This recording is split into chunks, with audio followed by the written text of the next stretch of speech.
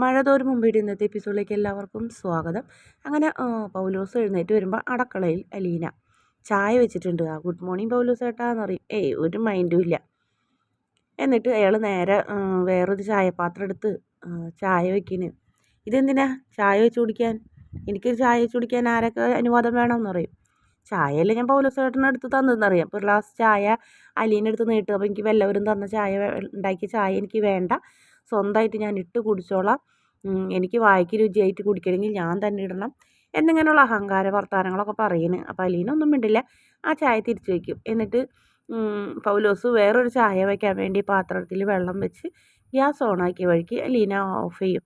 എന്താ കുഞ്ഞെ കാണിക്കണേന്ന് ചോദിക്കും. ചായ ഞാൻ തന്നതല്ലേ, പിന്നെ ഇനി വേറെ ചായ ഇവിടെ വെക്കണ്ട, ഇത് എൻ്റെ പപ്പയുടെ വീടാണ്, ഞാൻ പറയുന്നത് കേൾക്കാന്നുണ്ടെങ്കിൽ മാത്രം പൗലോസേട്ടനോട് നിന്നാൽ മതി. 3 ദിവസം സമയം ഞാൻ തരും.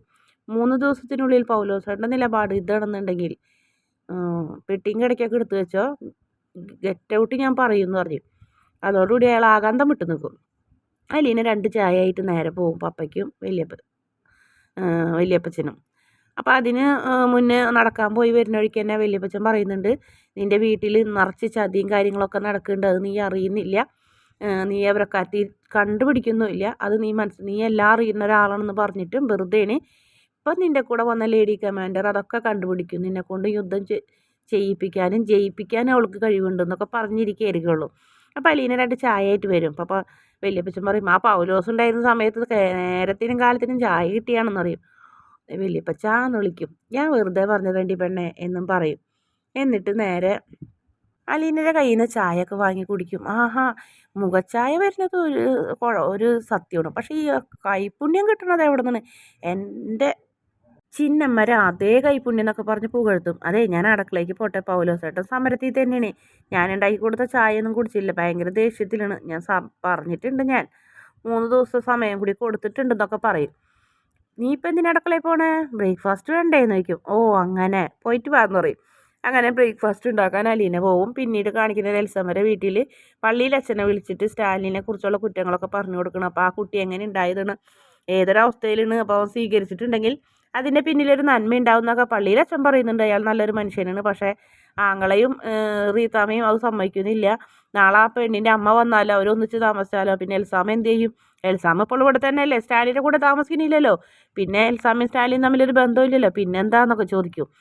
അപ്പോൾ പറയും, അതൊന്നും പറഞ്ഞാൽ പറ്റില്ല, അച്ഛൻ വരണം ഞങ്ങളെ കൂടെ, ഞങ്ങൾക്ക് ചോദിക്കാൻ പോകണം എന്നൊക്കെ പറയുമ്പോൾ അങ്ങനെ ഒരു തീരുമാനമാവണം, എന്താണെന്ന് വെച്ചാൽ പോകാമെന്ന് പറയുന്നുണ്ട്.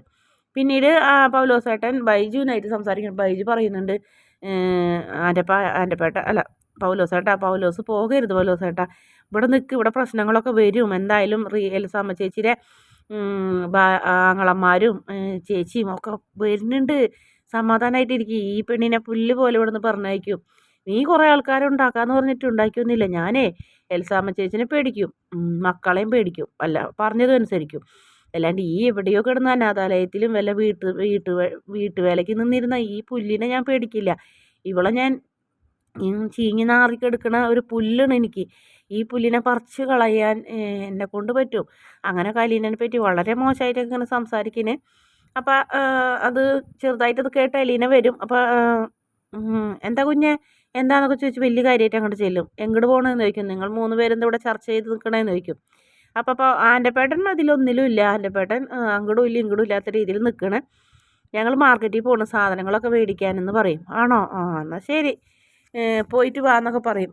ഞങ്ങൾ 3 ആളും കൂടെ പോയിട്ട് വരട്ടെ എന്ന് പറയും.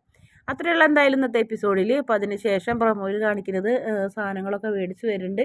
അപ്പോൾ ആ ലീസ്റ്റ് ചോദിക്കും. അപ്പോൾ ലീസ്റ്റ് സാധനങ്ങളും തട്ടിച്ച് നോക്കുമ്പോൾ ഭയങ്കര പൈസയുടെ വ്യത്യാസം, അങ്ങനെ ഭയങ്കര വലിയ അഴിമതി നടക്കണപ്പോൾ നമ്മുടെ വല്യപ്പച്ചനും അലീനയും കൂടി പൗലോസിനോട് ചോദിക്കുന്നുണ്ട്. പൗലോസ് അപ്പോൾ അതിലൊരു അക്ഷരം പോലും മറുപടി പറയാണ്ട് സാധനങ്ങൾ കൊണ്ട് അടുക്കളയിലേക്ക് അഹങ്കാരത്തോടെ പോകണേ. അപ്പം വല്യപ്പച്ചൻ പറയും, മതി മോളെ, ഇനി ചോദിക്കാൻ നിൽക്കണ്ടെങ്കിൽ നമുക്ക് കടയിൽ പോയി ചോദിക്കാം, ഇത്രയും സാധനങ്ങൾക്ക് എന്താ ഇത്രയും വില എന്ന് നമുക്ക് ചോദിക്കാമല്ലോ. അതെ ശരി എന്ന് പറയും. അങ്ങനെ ജീപ്പിൽ കയറുകയാണ്. ബൈജുവിനോട് ജീപ്പ് എടുക്കാൻ പറയും. ആൻ്റപ്പനും കയറും. അതുപോലെ തന്നെ അവർക്ക് എല്ലാവർക്കും സത്യങ്ങൾ അറിയാം, പക്ഷെ അവർ മിണ്ടുന്നില്ല. വല്യപ്പച്ചനും കയറും. അപ്പോൾ അലീന പറയുന്നുണ്ട്, ഈ ഗേറ്റ് കിടക്കുന്നതിനുള്ളിൽ നിങ്ങൾക്ക് സത്യം പറയാം, ഈ ഗേറ്റ് കടന്നു കഴിഞ്ഞാൽ നിങ്ങൾ പറയുന്ന ഒരു വാക്കും ഞാൻ അംഗീകരിക്കില്ല, ഞാൻ എടുക്കുകയില്ല എന്ന് പറയുന്നത്. അങ്ങനെ അവർക്കാണെങ്കിൽ എന്ത് പറയണമെന്ന് അറിയില്ല. നീ ഇനി സംസാരിക്കാനൊന്നും നിൽക്കണ്ട മോളെ, വിട് വണ്ടി, വണ്ടി വിടറാ, കടയിൽ പോയി ചോദിക്കാമല്ലോ എന്ന് പറയുന്നത്. അങ്ങനെ വല്യപ്പച്ചനും മോളും ബൈജും ആൻ്റപ്പനും കൂടി നേരെ പോകണ് മാർക്കറ്റിലേക്ക്. എന്തായാലും ഇന്നത്തോടുകൂടി പൗലോസിൻ്റെ അഹങ്കാരം തീരും. കാരണം ഭയങ്കര തട്ടിപ്പിട് സാധനങ്ങളിൽ കാണിക്കുന്നത്, ലീസ്റ്റ് സാധനങ്ങളും തട്ടിച്ച് നോക്കുമ്പോൾ. അപ്പോൾ ഇതേ ചതി വർഷങ്ങളായിട്ട് അവിടെ നടക്കണതെന്നുള്ള കാര്യമൊക്കെ സ്റ്റാലിനി മനസ്സിലാക്കും. എന്തായാലും അലീന അതിൻ്റെ ഒരു തീരുമാനം എടുത്തിട്ട് തന്നെ മാർക്കറ്റിൽ നിന്ന് വരുള്ളൂ. അതേപോലെ തന്നെ നമ്മുടെ പൗലോസ് പെട്ടിയും കിടക്കൊക്കെ എടുത്ത് പോകാനുള്ള തയ്യാറെടുപ്പായിട്ടൊക്കെ നിൽക്കും.